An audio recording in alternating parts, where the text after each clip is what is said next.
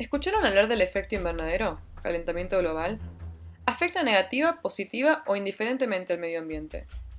Este video va a responder todas sus preguntas acerca del calentamiento global, poniendo foco en tres diferentes perspectivas: la opinión pública, la información transmitida por medios de comunicación y, por último, la información académica u objetiva. Comencemos. Previo a iniciar el proceso de comparación, les mostraremos algunas de las encuestas que realizamos a nuestros familiares y conocidos con respecto a lo que sabían sobre el tema.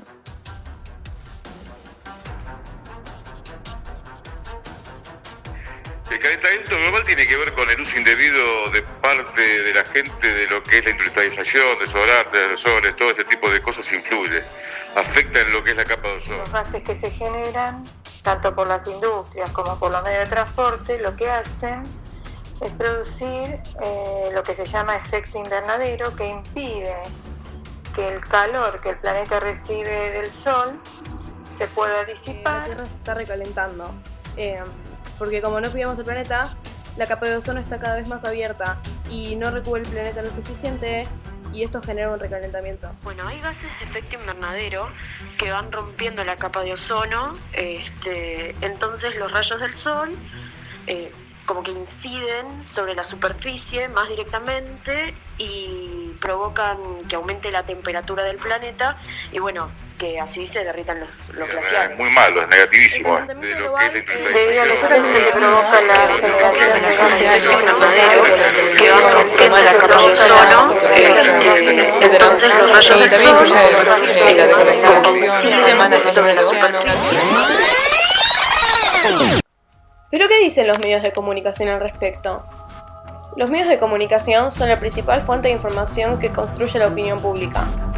Por lo tanto, es sumamente importante tener en cuenta que, a diferencia de la información académica, posiblemente presentará errores o falta de precisión, y esto llevará a gran parte de la gente a conclusiones erróneas, tal como quizás hayan presentado las encuestas. A continuación, presentaremos un pantallazo o síntesis de distintos artículos periodísticos, videos, noticias y demás fuentes de información con las que la gente tiende a construir sus ideas. Son los datos de los últimos 30 años. Desapareció el 75% del hielo ártico. Los glaciares se redujeron entre 5 y 8 kilómetros. Esto lo dijo en el 2007 el Panel Intergubernamental de Cambio Climático. No pasa en el Ártico, pasa en el mundo. Las consecuencias: si crece 1 centímetro el mar, se pierde 1 metro de playa. O sea, en años podemos tener islas desaparecidas. En 80 años pronostican 20 metros menos de costa. Imagínense las ciudades de la Argentina con 20 metros menos de costa. Nuestra culpa. El calentamiento global es culpa de nosotros, los seres humanos. Esa es la conclusión de un nuevo informe de Naciones Unidas preparado por algunos de los científicos más respetados del mundo. Las acciones de los seres humanos han causado por lo menos la mitad de los cambios climáticos en los últimos años, y si esto no se soluciona, muchas ciudades costeras, por ejemplo, tienen sus días, o más bien sus años, contados. Malena Marchán nos dice por qué. El nivel de las aguas está subiendo y parte de Miami y sus playas podrían terminar como la Atlántida, sumergidas bajo el agua. Sería fatal, no sería Miami. El peligro que enfrentan esta ciudad y otras localidades costeras del mundo se debe al calentamiento global de la Tierra que, como muestra esta animación, ha aumentado en forma significativa desde el siglo XVIII hasta el presente.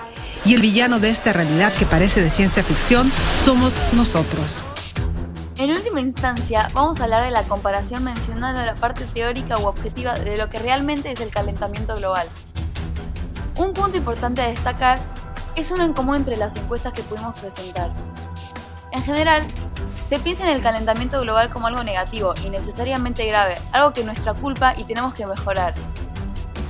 Esto es lo único que se viene a la cabeza de la sociedad hablando del tema, principalmente debido a la información transmitida por los medios de comunicación para concientizarnos, la cual reside en nuestras opiniones de modo tal que, de alguna forma, invisibilizamos las reales causas por las que el calentamiento global existe. Así, el calentamiento global, vía más allá del efecto negativo visto con los ojos del presente, es lo que posibilita que nuestro planeta sea habitable. El efecto invernadero siempre ha existido en consecuencia de la composición natural de la atmósfera y por él tenemos en la Tierra una temperatura relativamente alta, que ha propiciado el surgimiento y la evolución de la vida. Los valores concretos del albedo planetario y la distancia del planeta a la estrella determinan para la Tierra una temperatura efectiva de menos 18 grados centígrados, un valor muy diferente de la temperatura que realmente tiene el planeta, cuyo valor típico promedio anual y global es de 15 grados centígrados, 33 grados más arriba. Esta gran diferencia entre la temperatura efectiva y la real se debe al efecto invernadero que se da en cualquier planeta o satélite natural que tenga atmósfera. El efecto invernadero resulta de que el aire es muy transparente para la radiación de onda corta y muy opaco a la de onda larga. O sea que la atmósfera es un filtro radiactivo que deja pasar los rayos solares. Unos de ellos son absorbidos por la superficie terrestre y por los demás componentes de la Tierra, que se calienta en consecuencia y entonces emite la radiación terrestre, que es absorbida por la atmósfera y las nubes. La atmósfera está compuesta por diversos gases naturales, siendo el nitrógeno, oxígeno y argón los que constituyen el 99,93% del total. Sin embargo, son otros gases como el vapor de agua, el dióxido de carbono, el metano, el óxido de nitrógeno, el ozono y los gases artificiales llamados clorofluorocarbonos los que tienen una mayor incidencia en el efecto invernadero.